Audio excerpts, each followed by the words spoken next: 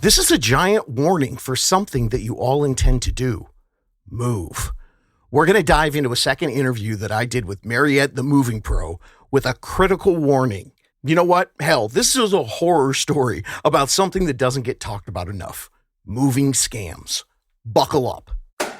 How to Buy a Home educates, protects, and connects first-time homebuyers to qualified vetted realtors in their area. Whether you're looking for DIY information or step-by-step guidance, How to Buy a Home is the #1 resource for first-time homebuyers. Welcome back to the show, homies. Oh, she's so nice. I had to have her on twice. I can't believe I started the show like that. This is a encore performance because our new friend of the podcast from Moving Tips and Tricks, this is Mariette Frye, and she has dropped so many knowledge nuggets on us last time, but this is really exciting, and I'm going to get right to it because this is important information for you. So this is the 5 red flags for moving. Am I doing that right? How not to get Yep. 5 red flags of a moving scam and what to do if you get duped. Okay. So how do we want to start? Do you want to tell us the story, what happened to you, and then why you're doing this, and then give us the flags? Yeah. So thank you for having me, first of all, David. It's always a pleasure to meet with you. Yeah. So my moving journey started literally 24 years ago, where I moved from Chicago to San Diego. And I did what everybody did at the time, because the Google wasn't really born yet. We didn't have all that stuff. So I went to the Better Business Bureau and I found a mover. And I called them, I told them what I had. And at the time, I was a year or two out of college, so I really didn't have that much. I was like, well, I got my bed set, I got my clothes, I got some books, I got, pots and pans and things like that. And they're like, no problem. Here's how much it's going to be. And I literally want to say it was like $2,500 or something like that. And I said, okay, that's a lot of money, but let's do it.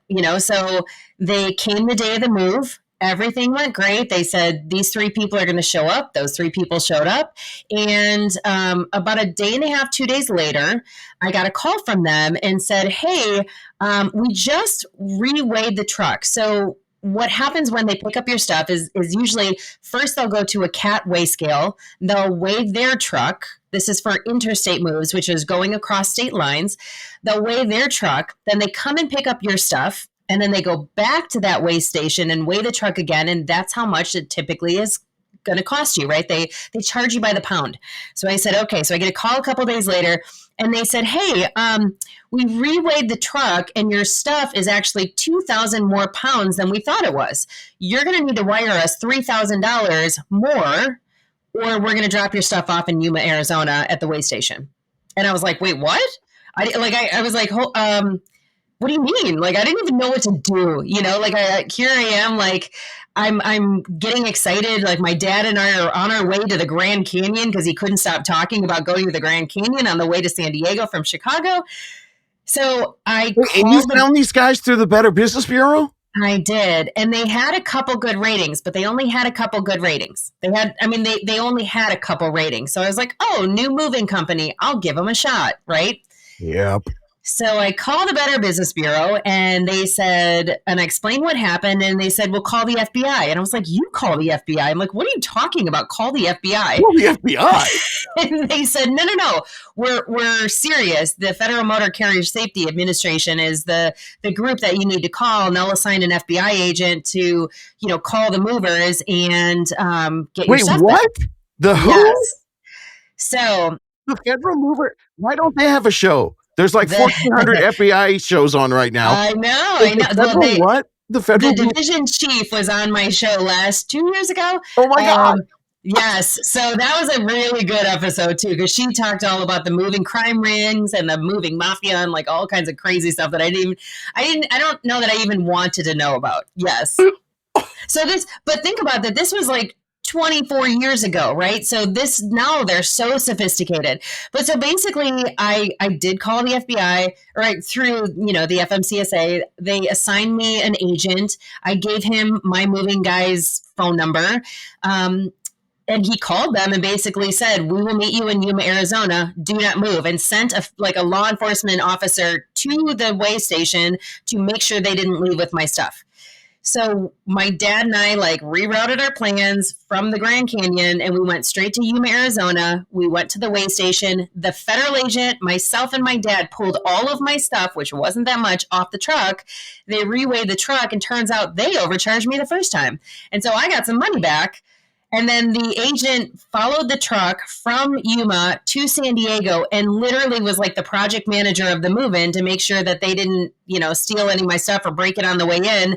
And then I never heard from him again. I mean, granted, I was terrified that like they were going to come back after this guy left and like break into my house and beat me up, but they did not, to their credit. Yeah, but they also got to look at your stuff and they realized it wasn't that valuable. It wasn't that much. I'm like, what do you want with my like clothes and my, my bedstand or my nightstand that had been like passed down from 3 generations? Like, come on.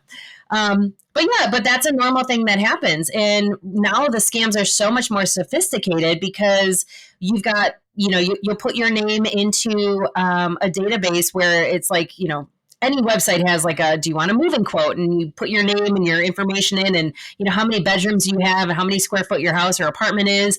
And then what they do is they just shoot that out into the ether and people buy those lists and scam artists are one of them. And so what they will do is they will call you, they'll give you a quote. They sometimes take a deposit, which is not what you want to hear because that is a total red flag of a scam. And, they sometimes will show up and steal your stuff, and sometimes you'll be smart enough not to after this show, I promise. So, okay. Wow. We got lots to talk about. Okay, so that was the original scam. So get into it. Give us all these new things that the people need to look out for when they're looking to do a move. Well, I mean, $2.2 million is lost in goods every single year. So you really have to be the one to protect yourself. Like it is very crazy. And I don't mean to scare anybody out there, but I think the thing that's important to understand is that some people do more research on their vacations than they do on who is taking all of your worldly possessions and putting it on a truck and taking it somewhere. What a great point. I really want to spend so much time on that. So keep in mind the FMCSA that we talked about, the Federal Motor Carrier Safety Administration. They are basically the group that governs anybody moving household goods. So it's really important to remember them. What I want you to do is the very first thing you're going to do is not go to these broker sites. And please, if you're a broker site, don't come after me. But you want to go onto Google and you want to look up moving companies in your area. That is very intentional. You want to see if they have a location, like a physical location. You want to see if they have trucks. You want to see if they have testimonies. And then what you want to do is call and get 3 or 4 quotes, but you want them to do either a physical, I prefer the physical walkthrough of your apartment. I know that sounds weird and awkward, but it's really important. Physically or virtually walk through your home, because what they're going to do is they are going to give you an actual, estimate of exactly what they think you have. And then you can take that, because if you're telling somebody over the phone, I've got 3 bedrooms and no, I don't have a lot of books, but you have like a wall of books, that's a lot of poundage, right? And you pay by the pound in most cases. So having that physical or virtual walkthrough to actually give you a good estimate is a first step in figuring out if they're a scam artist. If they show up at your house and they have no legitimate paperwork, or your spidey senses go up and they give you the creeps, that's probably something to look at and to think about. But a legitimate moving company is going to properly assess how much you have, right? And that's going to be the first step, because you want to be able to say okay, high or low, this is how much I'm going to estimate paying. And if you get 3 or 4 people that come to your house and do that, they should all be around the same amount. So that's important for you to recognize. You can knock a person off, based on if they give you the creeps or, the vibe, or if they're super, super high or super, super low. Those are kind of not red flags of a scam, but just you're getting overcharged or undercharged, right? Yeah. So I would take the 3 in the middle and kind of, look at the testimonies. If you go onto the review sites, read the reviews, right? If they have so many 5-star reviews, read the reviews. Is it a bot putting it in? Is it something they paid to put in? Or do you have somebody that had real legitimate testimony on there, right? So that's like one thing. If they fail to make an appointment to do a physical or virtual walkthrough, that's a red flag.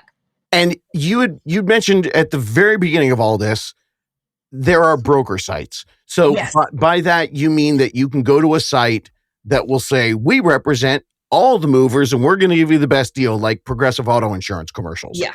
You're saying bypass that and find the local places and call them directly and kind of be your own broker as opposed to having a site do it. Because God knows in the real estate world, I understand, I'm assuming there's some weird preferential treatment for somebody in kickbacks and all kinds of crap that goes on those broker sites. I'm sure there are affiliates and they get money off of your move. For me, it's more the like, even if you do that, first of all, they're going to start calling you like 10 minutes after you put your name and number in there. Like, it's crazy how quick they are.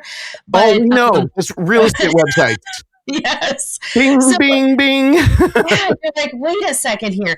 But I mean, I think that looking at it from, even if you do that, right, and you take like the top 5 and come off the broker site and physically go and do the research on that. I'm not saying that all broker sites are bad, but you're setting yourself up to potentially have your stuff sold, right? Like your name and number and all that sold on, on lists. But 2, like, you don't know who's calling you. Somebody could say they're from that company and not actually be from that company. So I'll give you an example.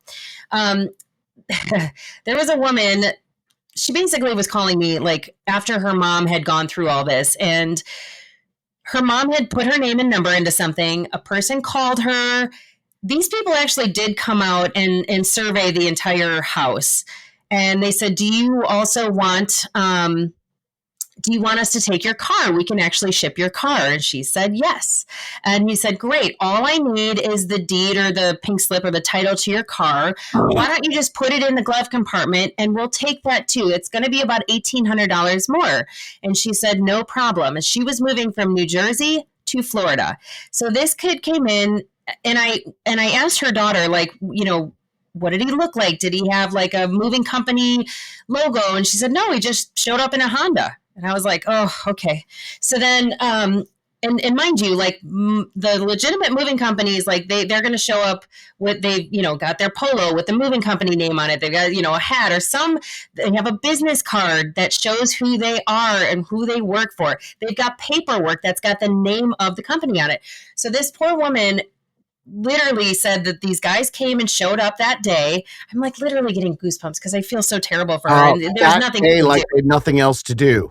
They had nothing else to do. They showed up on time. They had their moving truck. It was just a white moving truck, no label on it. They said, we will meet you down in Boca on this date. And she said, wonderful. She hugged them all. And then she packed up her couple suitcases, got on a plane and called them and said, hey, it's been a week and I haven't heard from you. And the phone was basically, it was a burner. So then she starts panicking and didn't know what to do and literally could not get a hold of these people. And I'm telling you, David, they never saw their stuff again. All her family heirlooms, like nothing. And the woman had nothing to show for who it was that she hired.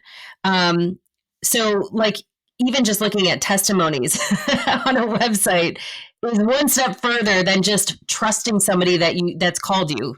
Well, it's a simple step that we have to do. We have wire fraud that happens at the end of real estate transactions all the time. So the simplest thing we do, because data does get sold, gang, you can spend all the money you want on ID Shield and White Block and all that. If you receive a call and a large transaction is going to happen, say, thank you so much. Can I get your name? Write it down, hang up. Then go to Google. Not your email where they sent you an email, not the text message they sent you. Go to Google, look up the company and call the company back. Yep. That's the way that you can do it. But wow, that's horrible. Yeah. And I mean, this poor woman, like by the time I got to her, so I will tell you that the FMCSA, they're wonderful. They've got a website called protectyourmove.gov.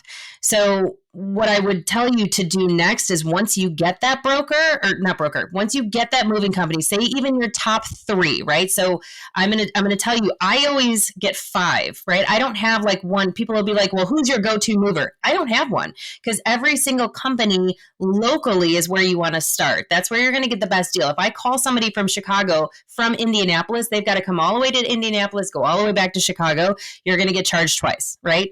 So Well, what you've you been want all over the place and done this so many times. I know, it's terrible. But that's really interesting that you want it, because each, you got to assume, even if it's a national company, that the companies are going to have regional locations where they have more people. Right. Give us that acronym again and tell us what it stands for. The federal what? FMCSA is Federal Motor Carrier Safety Administration, but they've made it very easy. So you can go to protectyourmove.gov. It is a government website. Here's the thing. They are like, they'll do a formal investigation, but they're not the authority that can press criminal charges. So what you want to do, though, is you want to take those 3 moving companies that you've decided on, right? Because you've got 4 or 5 estimates and quotes, and go to protectyourmove.gov. They have a mover database, literally, like it's right there. One of the drop downs, you hit that button and you type in the name of the mover. Couple things you want to do is you want to take that, when you go into that mover website, all over the website, they should have their transportation, Department of Transportation number. So you want to look and see what is on their website and plug that into the mover database and see if they have any complaints against them.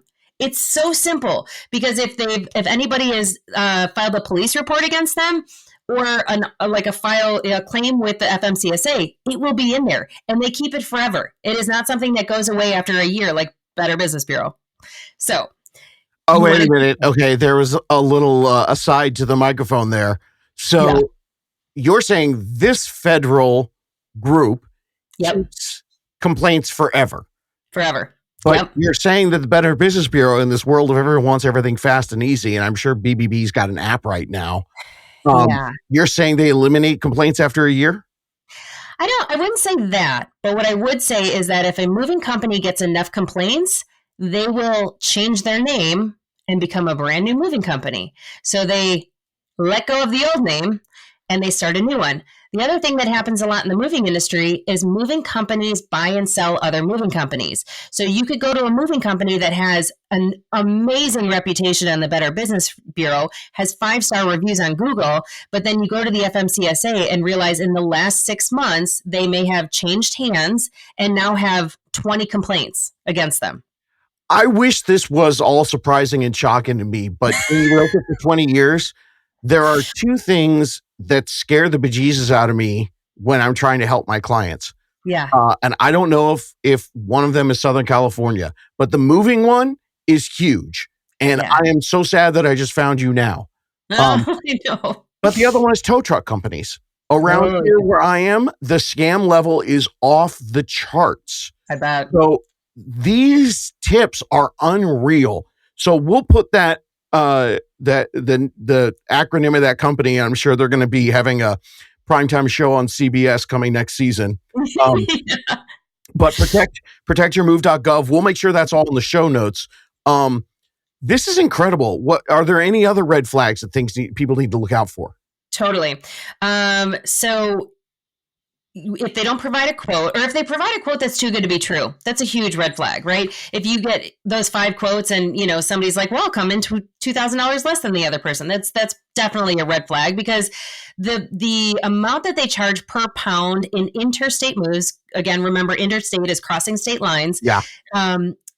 It's about the same across the board. There's very, all the moving companies kind of have a general cost of goods that they charge. So they should be about the same, unless they're not physically coming into your home and seeing all that you have. But the legit moving companies will absolutely do that, or they'll do a virtual tour, and they are very thorough. Let me be clear. Like, they will have you take your iPad and walk up and down walls and show me, open that cabinet, open that, so they're very thorough, but you want them to be. You want a good estimate on how much it's going to cost you, because you don't want to be surprised that day. It might not be a scam if you really didn't disclose. You have a whole entire basement full of stuff that you forgot to show them, right? Yeah. So that happens. Another red flag to look for is if the contract is specifically vague with details, like there's a company name, but there's no Department of Transportation number, or like when you're looking at it, like they might even offer to throw in a discount if you pay in cash. Don't ever do that. Don't ever pay in cash, because you have no way of tracing or recovering that money, right? It's just like a wire transfer. Like, you need to know where your money's going, and that's a huge red flag if they give you discounts for cash, right? Yes. I think the biggest red flag is your spidey senses.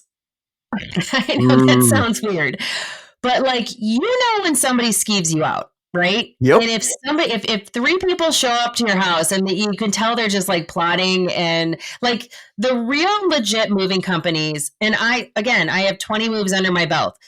These guys have the polo shirts on, or whatever, company name shirts on. They show up with a truck that has the name on it. They, they come and they give you paperwork. They'll usually walk in, they walk your house.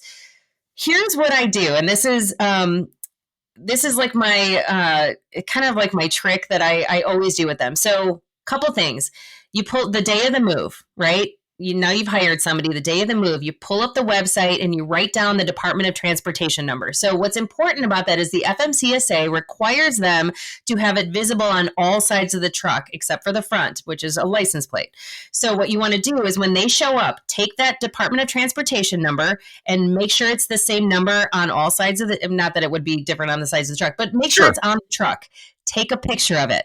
Go to the front of the truck. Take a picture of the license plate. We're going to CSI the heck out of this move, right? So you want to know who your people are. What I always do is I say, hey guys, let's get together. I want to take a picture with you before you get all sweaty and gross from moving all my stuff. And I high five them. We grab the camera. We take a selfie. And now I have their faces, right? It's a little thing, but if they are scamming you, or they call and are holding your stuff hostage, the first thing you're going to do is call your local law enforcement agency, right? So wherever your move originated, this is what to do if you get duped, right? This is that part of the show. Yeah. Call your police department and immediately file a police report. And what you're going to do with that is you're going to take that police report number, and mind you, you've got now their license plate, you've got the truck number that they're in, and you got pictures of these guys. Yeah. Right? So now you're going to give that to the police department. And I don't know if BOLOs are a real thing anymore, but I'm pretty sure if I've got all three of those things and I have the police department at my house, I can show those things. They're going to be looking, right? It just gives them a leg up when you're chasing them. The other thing you want to do is you want to take that police report number and all of the details that you just got, and you want to go to the protectyourmove.gov and you want to file a claim. So again, remember, and I'm trying to remember how Monique was she was the division chief that I work with, but she was, what did she say? And I took a note of it because I was like, this is really good. She basically said, like, we're not the ones that are going to criminally keep them liable, but we certainly need a leg up getting those people, right? So if you can give us the police report, and you give us the name of the people, and you give us all of the information, the phone number of the guy, the point of contact, or the guy that's in charge of the move, because there's always one guy that's like the head guy. Yeah. Get all of their information, and then you file a claim. They can right away get an agent on the claim. It may not be the FBI. They've got different types of agencies that handle criminal cases when it comes to moving, but that gives them a leg up to start that search on where your things are. Right? So those are the things you can do to protect yourself the day of, like taking a picture of their license plate number. AI is everywhere now. We talked about ChatGPT. Yeah. You can literally, like the cameras when people are going across red lights and going across toll roads, can capture those license plate numbers. So those are things that you want to do to like protect yourself if you think you're in the middle of a scam. And those things are easy. Those things are easy. What's interesting here is one of the things that I'm hearing is that this is an industry that used to scam people a lot. Mm-hmm. And I don't think a lot of people who move realize that. No, they're actual moving crime rings. So I'll give you an example. I Wow. was tagged. I woke up one day and all of a sudden my social media is blowing up. And I was tagged by like 30 people. One of the Instagram influencers, who I don't want to name, but a lot of people know her, she was scammed. So she did none of the things I just told you to do. Let's just put it that way. She like, Okay. she was spending more time like figuring out what the house was going to look like and where she was going to put her furniture than actually like who her movers were. Yep. And another thing I would strongly encourage you to do is never put anything of sentimental value, of real life money value onto a truck. Just don't do it. If you need to hire, like get a U-Haul or get like one of the turtles on top of your car, just put it in your car. Do not put any of that stuff on a truck, because what happens oftentimes, especially if you're going cross country, is that the moving truck, there's a couple different ways they do it. They will fill it, like if you have a semi show up to your house, you never have just one load unless you have like a 5,000-10,000 square foot house. You usually share that load, is what they call it, with other families or other people. Yes. And they'll get 2 or 3 loads on one semi, right? But a lot of times they have to pull everything off the semi in storage to store it. And then sometimes they transfer it onto a different truck. And that's where things can get picked over. So this influencer calls me, or I get tagged, we DM, and I said, just give me a call. It's just easier to talk through. And basically what happened is she was moving from Seattle to Texas, and her husband put his very, very expensive collection of Air Jordans into a box onto the truck.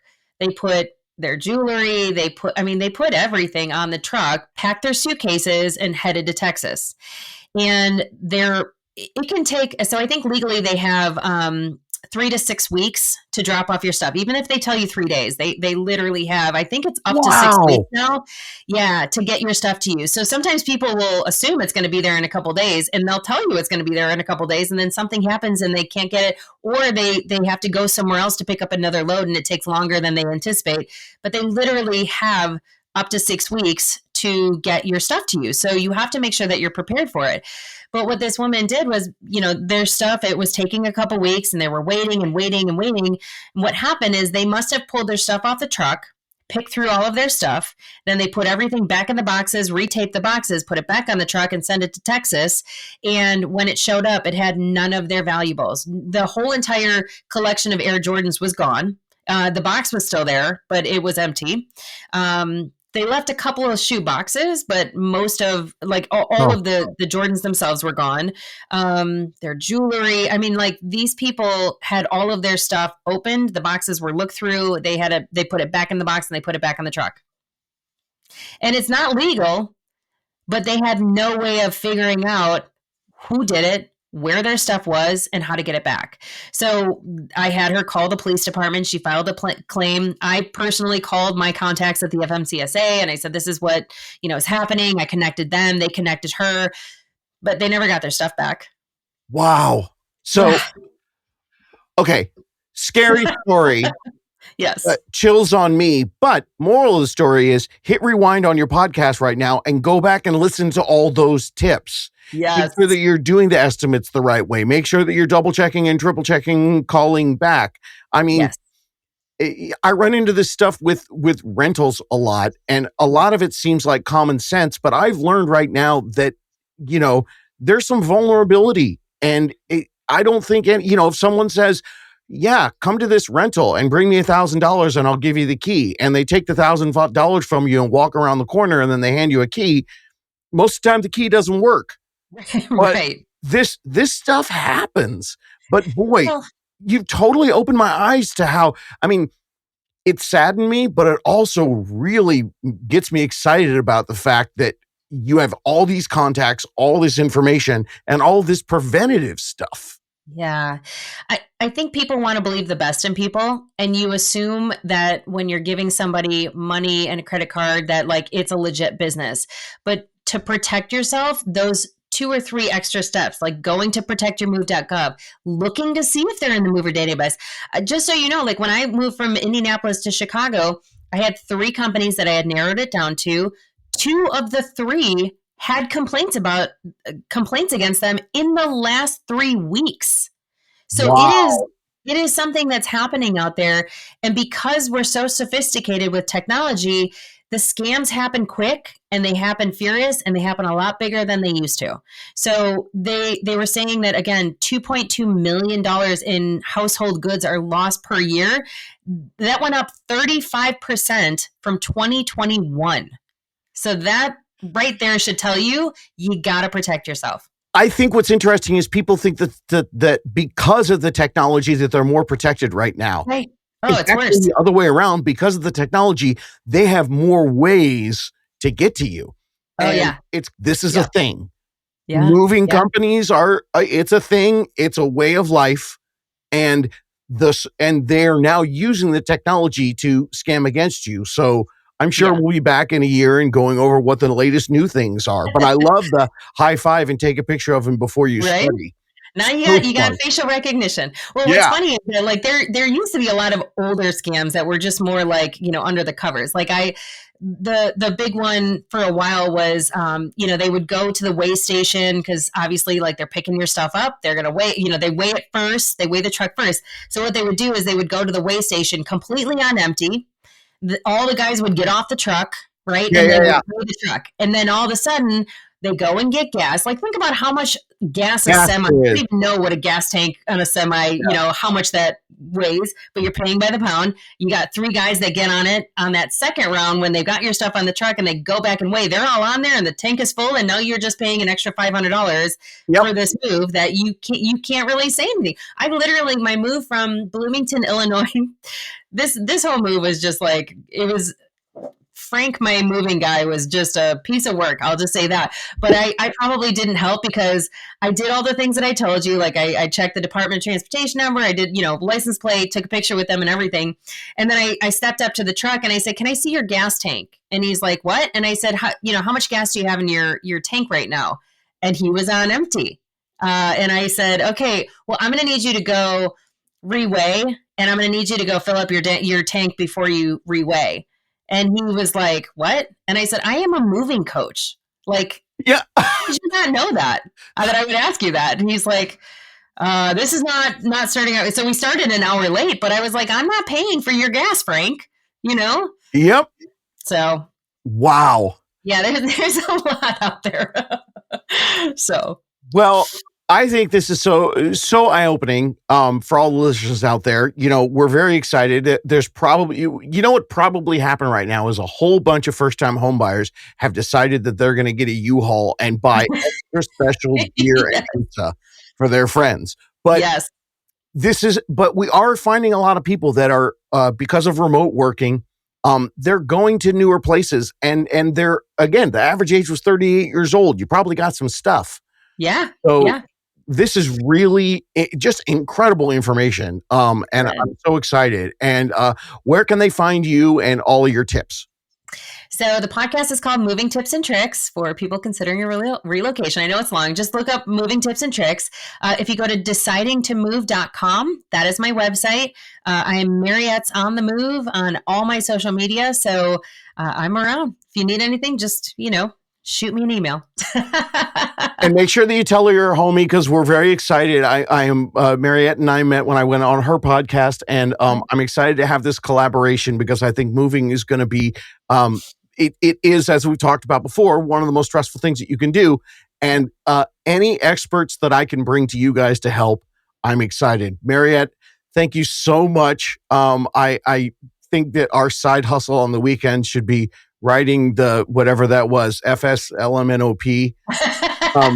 We need to write a crime show for them. Let me tell you, I go on my streaming services and I watch some of the shows that get there's 900 Chicagos and 400 FBIs. We can make one about this moving government agency. Totally. I mean, we got some real wild stories to actually use as content right out the gates. So at the very least, it can be one of those reenactment shows that ends up on, National 48 hours. Discovery. Yeah. The first 48 of like a moving scam. Let's do it. I like it. Awesome. Thanks, Mariette. Appreciate it. Thank you so much. So if this is too much, fast forward for you. If you just came here to try to get some of the basics on where to even start the research on how the hell you can stop renting and buy a home someday, Well, I've got a solution for that. All you need to do is jump to the 10 basic steps that every first-time homebuyer has to know, and that starts at episode 301.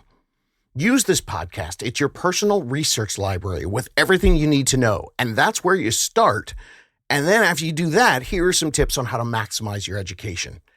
Starting in episode 94, you're going to find all the real estate terms and definitions from A to Z. So when you hear words that you've never heard before, you can actually make some sense of them.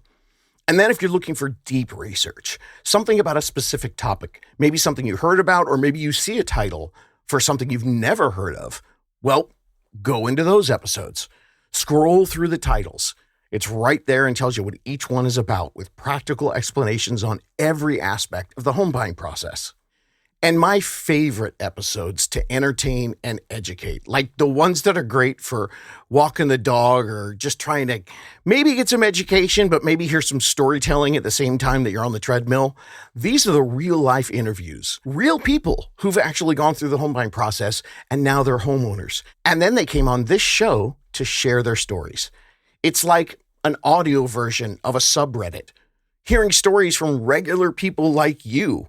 Consumers, they're not companies trying to sell you anything. Each listener goes into the details of the process. That way, wherever you are in your process, the beginning, the middle, or maybe you're getting ready to start writing offers on homes, you're going to find tips to help you that comes from another buyer's actual real-world experiences. Just look for the word interview next to the title. And of course, if you have a specific question, go to the website, howtobuyahome.com. That's where you can ask me a question. There's a button that says Ask David. I can help you find all the information you're looking for. It's all there and it's all free.